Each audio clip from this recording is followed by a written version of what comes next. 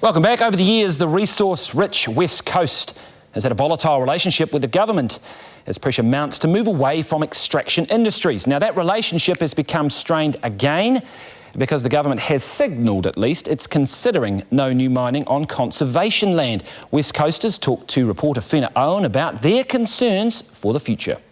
It's a privilege to be a miner on the West Coast, really is. On the Greenstone River, a conservation area near Kumara, alluvial gold miner John Morris is returning the riverbed to its pre-mining state. I'm just rehabbing a little area that we've mined in this valley for around 22 months, and I'm just restoring what we've mined. So you realise that there's a lot of people outside the coast saying, leave it. It is so wonderful, so beautiful, it should be left and not mined. Could I just give you a wee insight to this Greenstone Valley? If you swing your camera around to the right here.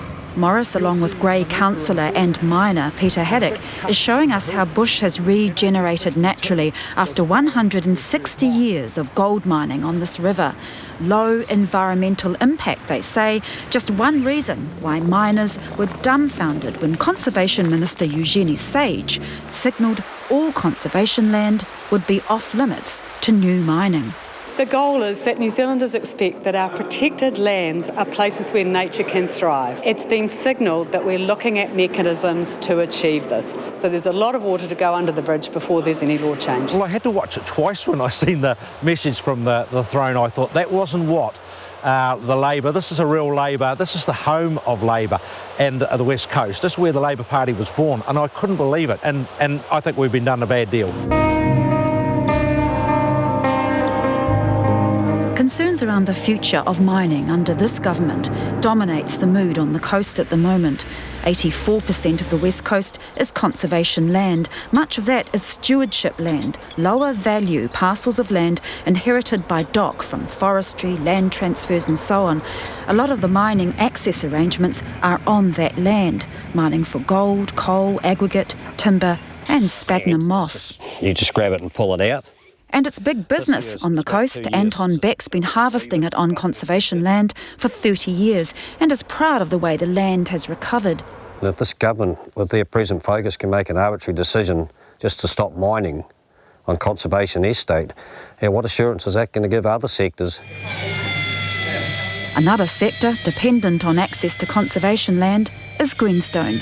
That's a problem for Ngāti Waewae, who own it. We never knew it was coming at all. Next minute we find out we ain't going to be able to access that neither. So it's just another boot in the guts, really.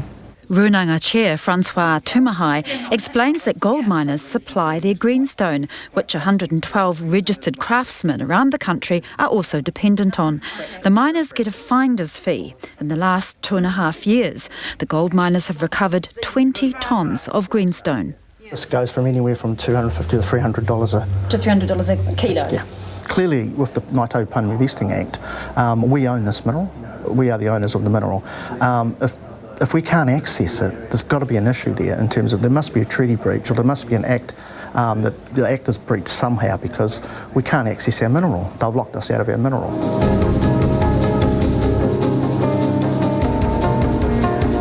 It's low season for tourists. Although Hokatika's mayor is proud of his town's tourism boom, he insists it's not the complete answer. And of course, the other side of the issue is that a mining job's worth $114,000 a year, a tourism job's worth around 40. If we don't have mining, we will be peasants in our own community. I just can't believe that Damien is not standing up for our people.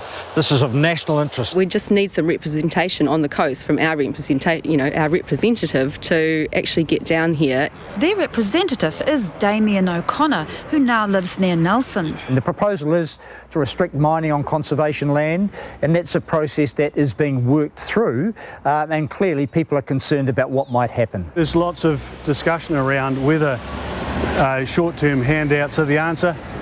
The facts are they're not.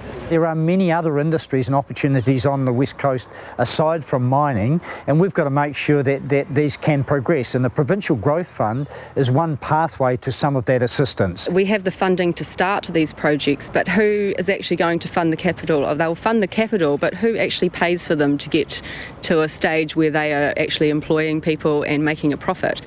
When native milling stopped, the coast was promised diversification into industries like IT and education.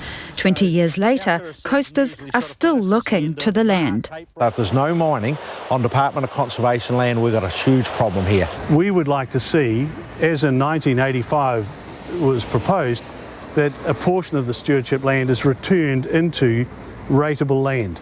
The effect of recent mine closures can be felt around Greymouth, with the closure of 10 pubs and recently the Working Men's Club. It can also be illustrated on the league field. The coast has often been overrepresented in our National Rugby League team. Arthur Gilman, Charlie McBride. And it wasn't long ago that every small town had a team. For the first time in 100 years, we don't have a senior competition. With fewer jobs and an uncertain future, there's very little to keep the young men of the coast here.